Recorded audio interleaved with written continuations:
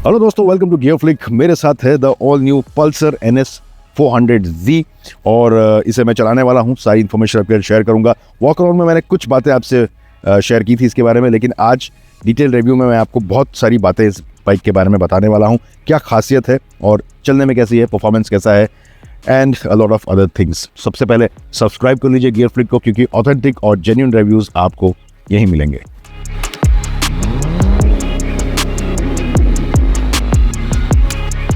तो चलिए सबसे पहले एक बार इसके डिज़ाइन और लुक्स के बारे में बात कर लेते हैं। फ्रंट जो है ये थोड़ा सा यूनिक है, ऑफ कोर्स सिमिलर है बाकी NS से, लेकिन यहाँ पे जो DRLs हैं इसके Z शेप में, ये थोड़ा सा एक हाईलाइट कर देते हैं इस बाइक को। और यहाँ पे आपको प्रोजेक्टर LED का हेडलैम्प मिल जाएगा, देखने में काफ़ी स्लीक है।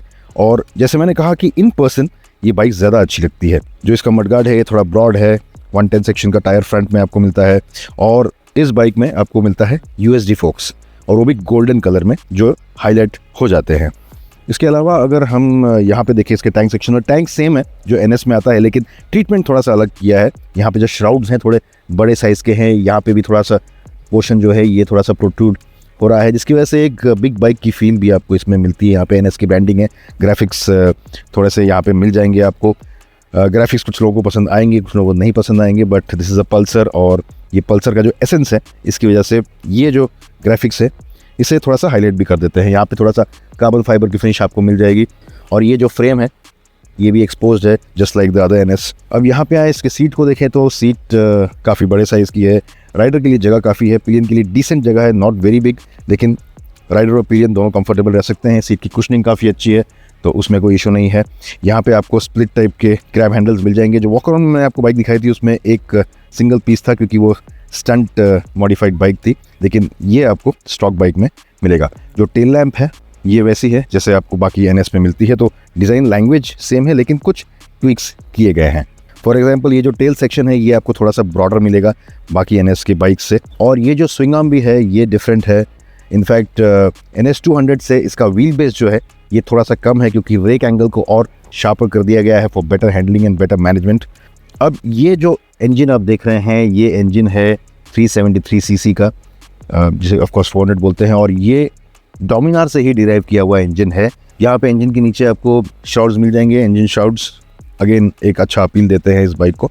तो ओवरऑल देखने में ये बाइक काफ़ी डिसेंट है, और जैसे मैंने कहा कि इन पर्सन ये ज़्यादा बड़ी लगती है, पिक्चर्स में इतनी बड़ी नहीं लगती है। अब इसका जो IP है ये थोड़े और बड़े साइज़ का है। यहाँ पे आपको स्पीडोमीटर है, गियर पोजिशन इंडिकेटर है, फ्यूल गेज है, RPM ऊपर आपको मिल जाएगा, टैकोमीटर।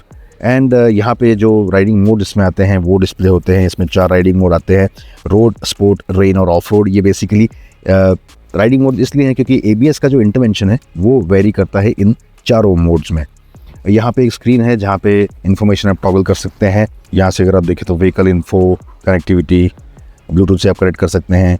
यहाँ पे आपको टर्न बाय टर्न नेविगेशन भी मिल जाता है, और ये स्क्रीन थोड़ा सा बड़ा है तो रीड करने में थोड़ा क्लियर भी है ये, so that is not much of a problem. IP के नीचे ही यहाँ पे आपको USB चार्जिंग के लिए एक स्लॉट मिल जाता है। USB-A है, यहाँ पे C पोर्ट नहीं दिया गया है। चाबी की अगर बात करें तो ये इस तरह से ही इसकी चाबी है, just like the pulsars.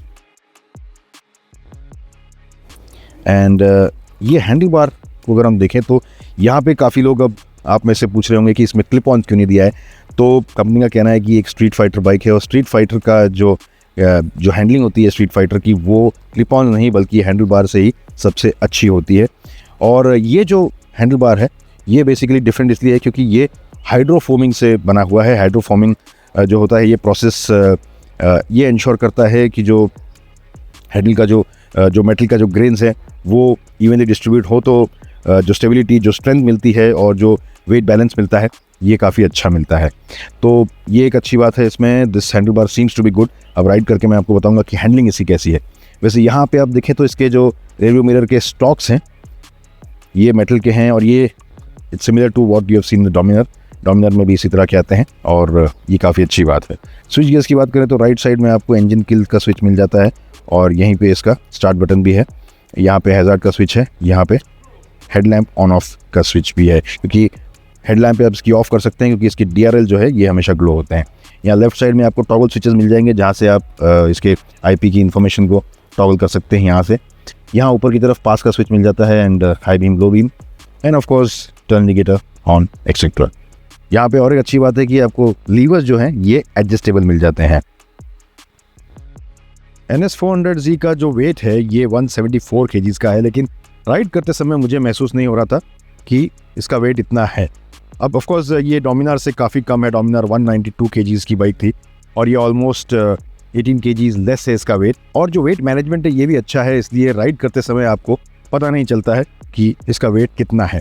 Of course जब आप बाइक को स्टेशनरी रख के इसको मूव करें तब इसका वेट महसूस होता है, but otherwise to ride this is quite fine.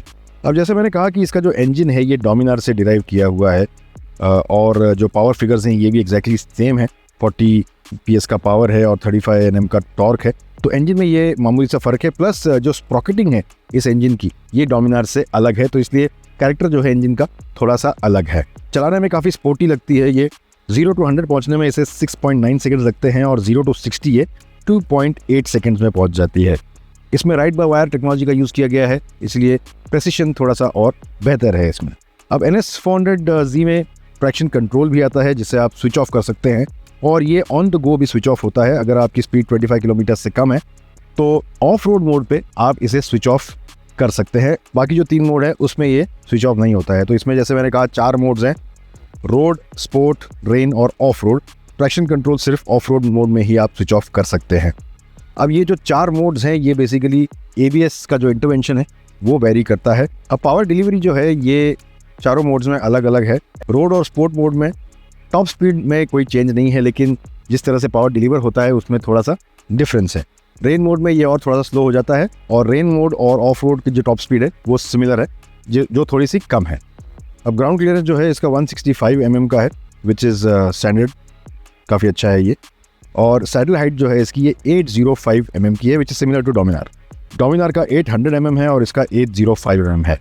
अब NS400Z की सबसे अच्छी बात मुझे लगी इसके डायनेमिक्स। हैंडलिंग काफ़ी अच्छी है इसकी। ये एक फ्लिकल बाइक है, यानी कि काफ़ी निम्बल है। हैंडलिंग इसकी काफ़ी अच्छी है, हल्की लगती है हैंडलिंग करने में। और अगर आपने डोमिनार चलाई है और उस हिसाब से आप कंपेयर कर रहे हैं तो इसका कैरेक्टर टोटली अलग है, डोमिनार की तरह नहीं है। ऑफकोर्स डोमिनार में स्ट्रेट लाइन स्टेबिलिटी काफ़ी अच्छी थी, इसकी भी डिसेंट है, लेकिन इसकी एजिलिटी काफ़ी अच्छी है। यानी आपको वी इन वी आउट करना है ट्रैफिक में या फिर आपको लीन करना है कॉर्नर्स में, इसमें काफ़ी आसान है और कॉन्फिडेंस भी ये काफ़ी देती है। तो ये सबसे अच्छी बात है। और जो वेट डिस्ट्रीब्यूशन है जैसे मैंने कहा वो काफ़ी अच्छा लगता है। और ये हैंडल बार भी जो इसकी विड्थ है ये काफ़ी परफेक्ट लगी मुझे। अब सस्पेंशन सेटअप भी इसका काफ़ी अच्छा है, थोड़े स्टिफर साइड पे ज़रूर है, लेकिन ये इसके हैंडलिंग में बहुत हेल्प करता है। वैसे तो रफ रोड्स पे आपको तकलीफ नहीं होगी, झटके आपको नहीं लगेंगे। सडनली अगर आप रोड पे कोई रम्बलर्स इनकाउंटर करते हैं तो वहाँ पे थोड़ा सा आपको ये स्टिफनेस महसूस होगी, but otherwise overall suspension setup काफ़ी अच्छा है। अब ब्रेक्स की बात करें तो फ्रंट में 320 mm का डिस्क आता है, पीछे 230 mm का डिस्क आता है। डुअल चैनल ABS इसमें ऑफकोर्स स्टैंडर्ड आता है और ब्रेकिंग भी इसकी काफ़ी अच्छी है। आप अगर एक्सपेक्ट कर रहे हैं कि जैसे कि KTM ड्यूक 390 की ब्रेकिंग है या फिर हस्कवार्ना की ब्रेकिंग है, उस तरह की ब्रेकिंग ऑफकोर्स इसकी नहीं है, लेकिन आपके रेगुलर राइडिंग के लिए ये ब्रेकिंग काफ़ी अच्छी है। हाई स्पीड पे भी रिटार्डेशन काफ़ी अच्छा है इसका। मैंने इसे लगभग 130 की स्पीड पे भी चलाया है एंड जब ब्रेक को अप्लाई किया तो रिटार्डेशन काफ़ी अच्छा था। कॉन्फिडेंस इंस्पायरिंग ब्रेकिंग है, ऐसा नहीं है कि आपको ब्रेक इसके वीक लगेंगे। गियर शिफ्ट्स काफ़ी अच्छे हैं, स्लिक है, उसमें कोई तकलीफ नहीं है। क्लच एक्शन भी इसका अच्छा है, तो सिटी में चलाने के लिए काफ़ी आसान है। हीट मैनेजमेंट काफ़ी अच्छा है। मेरे राइडिंग में मैंने कोई प्रॉब्लम इनकाउंटर नहीं की कि कोई आपको हीट का एक कोई थ्रस्ट आ रहा है बॉडी पे, ऐसा कुछ नहीं था। The heat management is pretty okay. अब बात करते हैं इसके वाइब्रेशंस की। डोमिनार में अगर आपको याद है तो काफ़ी वाइब्रेशंस आते थे अराउंड 5000 RPM, लेकिन इसमें वाइब्रेशंस जो है काफ़ी हद तक अच्छी तरह कंट्रोल किए गए हैं। आपको वाइब्रेशंस बहुत ज़्यादा महसूस नहीं होते हैं। हल्का सा टिंगल आपको हैंडल बार पे लगता है कभी कभी कुछ RPMs पे, यानी कि अराउंड 3500 RPM पे आपको थोड़ा सा एक वाइब महसूस होगा। और उसके बाद 5000 RPM जब आप क्रॉस करते हैं, 6000 के आसपास जाते हैं, तब हल्का सा वाइब लगता है। बट अदरवाइज जो वाइब्रेशंस है ये बहुत वेल कंट्रोल्ड है, इंजन काफ़ी रिफाइंड है, उसमें कोई प्रॉब्लम नहीं है। अपने सेगमेंट में सबसे best power to weight ratio NS400Z provide करती है, जो कि 230 bhp पर टन है। हम माइलेज की बात करें तो कंपनी क्लेम फिगर जो है 28 किलोमीटर्स पर लीटर का है, लेकिन हम अलग से इसका एक माइलेज टेस्ट भी करेंगे इन गियर फ्लिक स्टाइल। वैसे जो फ्यूल टैंक कैपेसिटी है इसकी ये 12 लीटर्स की है। अफोर्डेबल और एंथुजियास्टिक या फिर फन मोटरसाइकिलिंग को अगर किसी ने एक्सप्लोर किया है तो वो पल्सर ब्रांड है, और NS400Z भी यही करती है। 400 सीसी की मोटरसाइकिल आपको इस प्राइस में इतने सारे फीचर्स और इस इंजन साइज और परफॉर्मेंस के साथ मिलना मुश्किल है। इसकी प्राइस जो है ये 1.85 लाख है एक्स शोरूम, और इस प्राइस पॉइंट पे यानी कि आप कैलकुलेट करें तो ऑन रोड लगभग 2.15 या फिर 2.2 लैक्स में ही पड़ेगी। और इस प्राइस पॉइंट में इस तरह का परफॉर्मेंस, डायनेमिक्स, हैंडलिंग, इस तरह के फीचर्स मिलना मुश्किल है। तो focusing on the fun factor, Pulsar 400 जो है NS 400Z, उसने ये सारी चीज़ें ऑफ़र की है आपको। अगर आप पल्सर के फ़ैन हैं, अगर आप पल्सर के फ़ैन नहीं भी हैं तो इस बाइक को चला के ज़रूर हो जाएंगे, क्योंकि एक रिफाइनमेंट तो of course with every generation of Pulsar better होता गया है, लेकिन इसमें आपको परफॉर्मेंस भी अच्छा मिलेगा, रिफाइनमेंट भी अच्छा मिलेगा, और इसके डायनेमिक्स भी मुझे काफ़ी पसंद आया है। 400 सीसी का इंजन है, डोमिनर डिराइव्ड इंजन है, लेकिन डोमिनर की जो हैवीनेस है वो इस बाइक में नहीं है। ये बहुत निम्बल है, ईजी टू राइड है, तो इसीलिए ये एक वेल राउंडेड पैकेज भी है इस प्राइस पॉइंट पे। तो पल्सर NS 400Z आपको कैसी लगी है ये कमेंट्स में ज़रूर बताएं, और ये भी बताइए कि क्या आप इस बाइक को खरीदना चाहेंगे या नहीं। इस वीडियो को लाइक कीजिए, शेयर कीजिए, गियर फ्री को सब्सक्राइब करना ना भूलें। जब भी बाइक चलाएं सेफली चलाएं और हेलमेट ज़रूर पहनिए।